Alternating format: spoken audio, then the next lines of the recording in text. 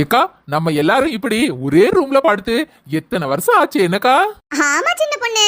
சின்னத இதுக்கு நம்ம ஐஷுக்கு தான் தேங்க்ஸ் சொல்லணும். எதுக்கு அந்த திமிர் பிடிச்சவளுக்கு நம்ம நன்றி சொல்லணும்? அத்தை ஐஷுவும் சித்தியும் ரூம் கொடுக்கலல, அதனால தான நம்ம இப்படி படுத்துட்டு இருக்கோம். ஆமா ஆமா, இந்த ஸ்ரீதேவி இருக்கால ஒண்ணுக்கும் ஆக மாட்டா. அவள அவிய ஆத்தகாரியும் பெட்லதான் தூங்காவலாம், இல்லனா தூங்க மாட்டாவலாமே. ஆமா சின்ன பொண்ணு, பாவம் பூமாரி அப்பாவும் சுபியும் அந்த ரூம்ல படுத்துக்கலாம்ல, இவத குடுக்கவே மாட்டேன்டாலே. கடைசில இப்போ மாடியில தானே படுத்து தூங்குறாங்க. ஏக்கா அந்த ஸ்ரீதேவி அத்தா மேல உண்மையாவா பாசம் வச்சிருக்கா? பணத்துக்காக தானே இருக்கா? எப்படினாலும் இந்த வீட்டை அவளுக்கு குடுத்துற மாட்டாவலான்னு ஒரு ஆசையில தான் இருக்கா. அதெல்லாம் நான் கொடுக்க விட மாட்டேன் சின்ன பொண்ணு. என் மொபைல் சுபினுக்கு தான் இந்த வீடு. ஐயே இது என்ன ஆடு மாடுங்க மாதிரி இப்படி லைனா படுத்துட்டு இருக்கீங்க? ஆமா வா, உங்க அம்மா மாடுனா பெத்த புள்ள நீ யாரு? போதும் போதும், ரொம்ப சிரிக்க வேண்டாம்.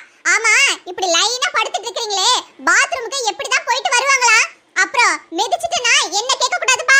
ஏற்கனவே எல்லாத்தையும் மிதிச்சு தள்ளிட்டியடி, அதனால தானே ஹால்ல கிடக்கும். பரவேன மிதிக்கிறதுக்கு என்ன இருக்கு? அதான் சித்தி, ஒருத்தவங்கள பிடிக்கலன உடனே ரொம்ப ஓரம் கட்டாதீங்க. உங்களுக்கு அந்த பூமாரி மட்டும் தான் நல்லவ.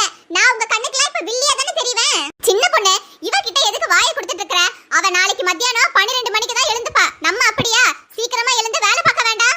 ஆமா ஆமா, காஞ்சி போன தோசையை சுடுறதுக்கு அக்காளும் தங்கச்சியும் காலையிலே எழுந்துக்கோங்க. என்ன ஐஷு, நம்ம அம்மா வீட்டை ரொம்ப தான் கேவலமா பேசிட்டு இருக்க. இதே தோசையை சாப்பிட்டு தானே நீ வளர்ந்த. அடேங்க அப்பா, அம்மாவை கொஞ்சமா குறை சொன்ன உடனே என்ன கோவம் வருது? இவ்ளோ பாசம் இருக்கிற ஆளு அம்மா கடனால இவ்ளோ கஷ்டப்படுறாங்க. அந்த கடனால நீ அடைக்க வேண்டியதானடி. நீ அவங்களுக்கு ஒரு பொண்ணு தானே. ஐஷு நீ என்ன லூசா? நான் என்ன கேக்குறேன், நீ என்ன பேசிட்டு இருக்க? ஏய் மலுப்பாதடி, பொண்ணு பத்தி எனக்கு தெரியாது. நீ சரியான கேடிடி. நீ எப்படி கடன் அடைக்கிறதுக்குலாம் உதவுவ? நான் என்னதான் பேசினாலும் கொஞ்சத்துக்கு கொஞ்சம் ஹெல்ப் பண்றதுக்கு என்னால மட்டும் தான் முடியும். ஏனா இந்த வீட்லயே கோடீஸ்வரினா அது நான் மட்டும் தான். மிஸ்ஸஸ் கோடீஸ்வரி மேடம், உங்க பெருமையெல்லாம் கொஞ்சம் வெளியில தனியா உட்கார்ந்து பேசிக்கிட்டே இருங்க. எங்களுக்கு இங்க தூக்கம் வருது, கொஞ்சம் வழிய விடுறீங்களா? என்ன சித்தி, அப்ப நான் பைத்தியம் மாதிரி வெளிய இருந்து பேசிக்கிட்டே இருக்கணுமா? ஏமா உனக்கு வெளியில நின்னு பேச கஷ்டமா இருக்குன்னா இந்த முக்குல கூட நின்னு பேசிட்டு இரு. என்னம்மா உன் பெத்த பொண்ண கிண்டல் பண்றாங்க, நீ நல்ல பல்ல கட்டி சிரிச்சிட்டே இரு. நீ என்ன பெத்தியா இல்லையானே தெரியல. ஐஷு உனக்கு விவரமே தெரியாதா? உங்க அம்மா உன்னைய பெக்கவே இல்ல, தவிடுக்கு தான் வாங்கிட்டு வந்தா, அப்படிதானக்கா? என்ன சின்ன பொண்ணு இப்படி உண்மையை சொல்லிட்ட? அம்மா சின்னத பாவம் சின்னத, ரொம்ப ஓட்டாதீங்க. அவளுக்கு பிரஷர் அதிகமாயிட போகுது. இப்படி ஒருத்தங்களுக்கு பிரஷர் ஏத்தி விட்டுட்டு அதுல ரசிச்சு ரசிச்சு சிரிக்கிறீங்களே, உங்களுக்கு வெக்கமா இல்ல? இப்ப கொஞ்ச நேரத்துக்கு முன்னாடி நான் கொட்டீஸ்வரின்னு மத்தவங்களுக்கு பிரஷர் கொடுத்தல, உங்களுக்கு வந்தா வலிக்குதா? ஏ சிவானி பூமாரி, நம்ம எல்லாரும் அந்த ரூம்ல போய் படுப்போம். அங்க உங்க அக்கா நல்ல ஏசி போட்டு குளு குளு குளுன்னு வச்சிருக்கா, அங்க போய் தூங்க போவோம். என்ன அவளுக்கு தூக்க வரலையா? அவ இங்கே நின்னுட்டு போறா. சரிதா, என்ன சொல்றீங்க அத்தை? நான் ஏசி போட்டு ரெடி பண்ணி வைப்பேனா இவளங்களா போய் படுப்பாளுங்களா? ஐயோ நீங்களா படுத்தாலும் படுப்பீங்க, நான் போறேன்ப்பா. ஏப்பா போப்பா. சித்தி கொஞ்சம் எல்லாரும் இடம் விட்டு படுத்துக்கோங்க. திடீர்னு எனக்கு பாத்ரூம் அவசரமா வந்துச்சுன்னா நான் எப்படி போவேன்? நீ எங்கேயும் போக வேண்டாப்பா, உன் பாட்டுக்கு பெட்ரூம்ல ஒரு கப்பு வச்சுக்க, விடிய விடிய இருந்துக்க. சரி சரி, நாளைக்கு எப்படினாலும் வந்துடுறேன் போதுமா? சரிடி, மறந்துடாத. மறக்க மாட்டேன்டி.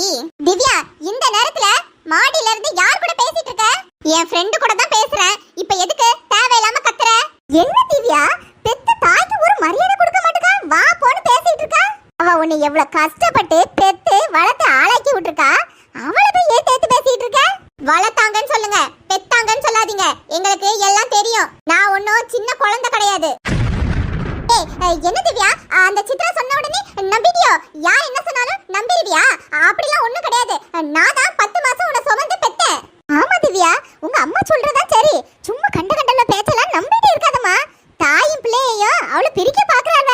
நீங்க ரெண்டு பேரும் ஒரே மாதிரி இருந்த உடனே அக்கா தங்கச்சி ஆயிட முடியுமா? சொல்லுவாங்கல்ல, உலகத்துல ஒரே மாதிரி 7 பேர் இருப்பாங்கன்னு. நல்ல அருமையா பேசுறீங்க பாட்டி. இந்த காலத்துல எல்லாம் DNA டெஸ்ட்னு ஒண்ணு இருக்கு, அத மட்டும் எடுத்து ப்ரூவ் ஆயிடுச்சுன்னு வெச்சுக்கோங்க, அம்மாவோட நிலைமை என்ன ஆகும்னு யோசிச்சு பாத்துக்கோங்க. அம்மா யாராச்சும் இருக்காங்கன்னு போய் பாத்துட்டு வாமா. இவ வேற கத்தி கத்தி பேசிட்டு இருக்கா. இருடி பாத்துட்டு வரேன். இல்ல ஸ்ரீதேவி யாருமே இல்ல. அம்மா நீ அங்கேயே இருந்துக்கோமா, யாராச்சும் வந்துட போறாங்க. அந்த சின்ன பொண்ணு காதுலலாம் இது விழுந்துச்சோ அவ்வளவுதான். ஏற்கனவே நான் அந்த சிவானிக்கு ரூம கொடுக்கலன்னு கொலை காண்டல இருக்கா. இப்போ இந்த விஷயம் தெரிஞ்சிச்சு, என்ன தெருவுல படுக்க வச்சிருவா அந்த சின்ன பொண்ணு. சரி திவ்யா, அந்த சித்ராவோட அம்மா தான் உன்னை பெத்ததாவே இருக்கட்டும். அதுக்காக இந்த ஸ்ரீ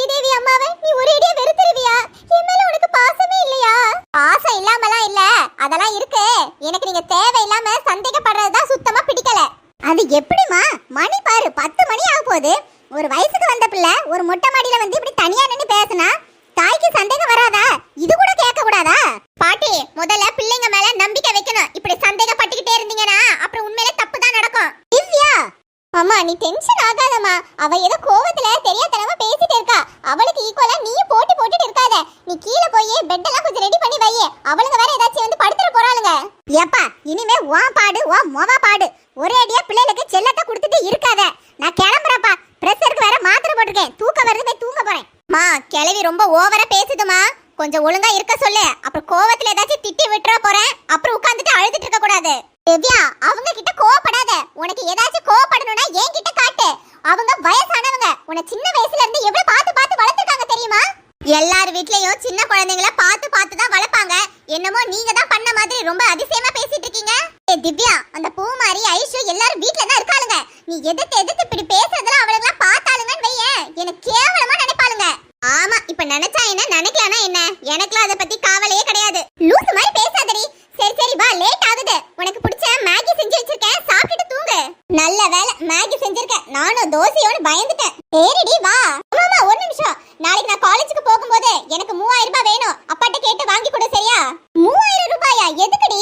நாளைக்கு ஃப்ரெண்ட்ஸ் கூட வெளியில போறேமா. எனக்கு 3000 ரூபாய் தேவை. நீ அப்பா கிட்ட வாங்கி கொடுக்குற. ஐயோ, என்னன்னு சொல்லி கேப்பேன்டி. நீ வெளியில போறேன்னு சொல்லி கேட்டா விட மாட்டாரு, திட்டுவாருடி. ஏதாச்சும் போய் சொல்லுமா. என்னன்னு சொல்லுவேண்டி? எதுக்குமா இப்படி நடிக்கிற? உன் வயித்துல பிறக்காத என்னையே ஏதோ 10 மாசம் சுமந்து பெத்தெடுத்த மாதிரி உன் புருஷன்கிட்ட போய் சொல்லி வச்சிருக்க. ஏதாச்சும் போய் சொல்லி சமாளிமா. போய் சொல்றதுக்கு உனக்கு நானா சொல்லி தரணும்? உங்க அப்பா வந்துட்டாரு, முதல்ல ரூமுக்கு வா. சரி சரி வரமா. மா, அப்பா வந்த உடனே காசு வாங்கி வச்சிருமா. காலையில தூங்கிட்டு இருப்பாரு. சரிடி வா. இதுதான் சரியான நேரம். எல்லாரும் ராத்திரி தூங்கிட்டு இருக்காங்க. என்ன மன்னிச்சிருமா, எனக்கு இதை தவிர வேற வழியே இல்ல.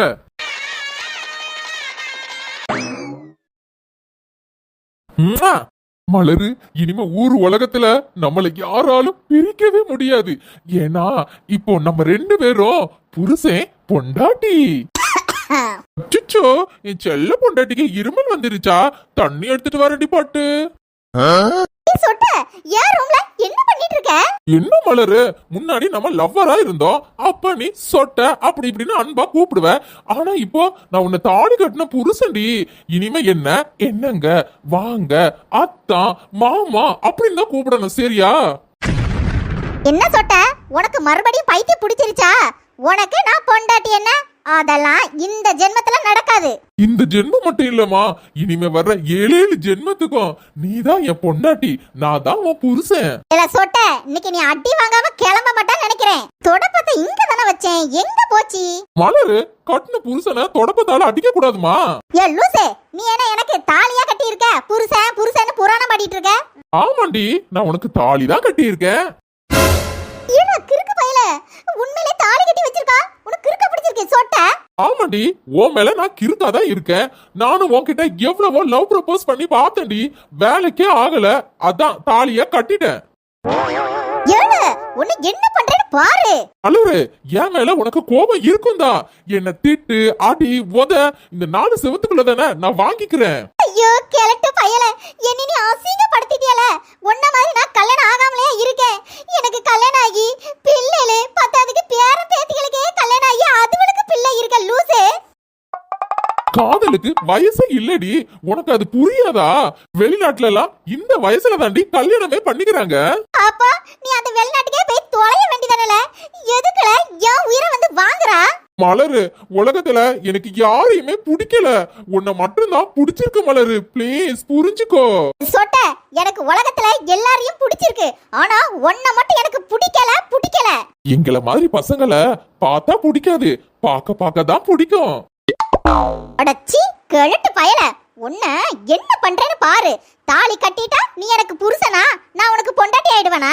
செல்லம், நீ திட்டுறது கூட என்ன கொஞ்சற மாதிரியே இருக்குடி.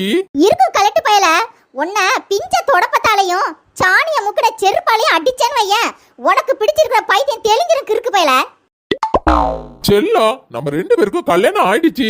இனிமே அடுத்த ஃபியூச்சர் பிளான பத்தி யோசிப்போம். சூடுகாட்டுக்கு போற வயசுல இவங்களுக்கு ஃபியூச்சரா பிளானா? போ, கல்லறையில உட்கார்ந்து யோசி. மலரு, மலரு, ஏன் மலரு தாலிய தூக்கி எரிஞ்சிட்ட? மலரு மலரு இது என்ன கனவா? என்ன மலரு, நமக்கு கல்யாணம் ஆயிடுச்சுன்னு நான் எவ்வளவு சந்தோஷமா இருந்தேன். ஒரு நிமிஷத்துல எல்லாமே வீணா போச்சம்மா. நான் கட்டின தாலிய நீ தூக்கி எரிஞ்சிட்டல. ஆனா ஒண்ணு மலரு, என் மனசுல இருந்து மட்டும் ஒண்ண யாராலும் தூக்கி எறிய முடியாது. கனவுல தானே மலரு நான் கட்டின தாலிய நீ தூக்கி எரிஞ்சிட்ட. ஆனா நிஜத்துல நான் உனக்கு எப்படி தாலி கட்டுறேன்னு மட்டும் பாரு. என்னைக்கு இருந்தாலும் நீதாண்டி என் ஜோடி.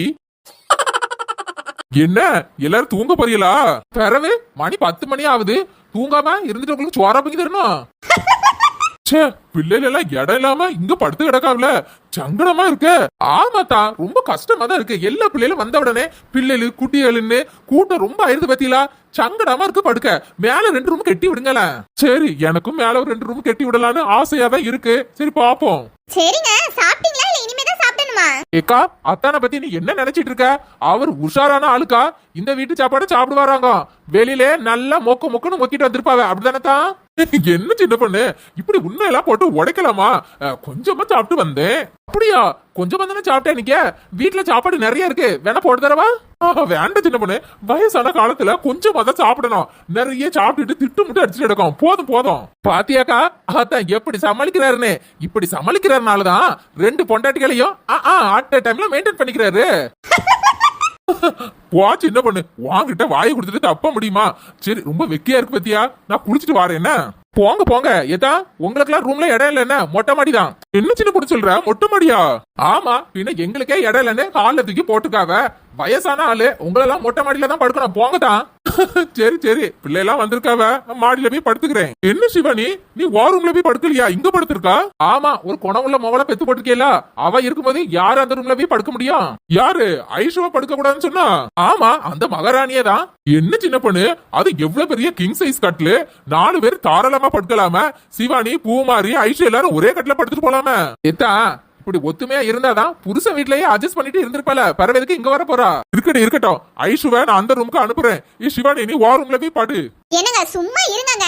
இவ்வளவு நேரம் ஐஷு கிட்ட போராடிட்டு இப்பதான் முடிவு கட்டிட்டு வந்திருக்கு. நீங்க மறுபடியும் ஆரம்பிக்காதீங்க.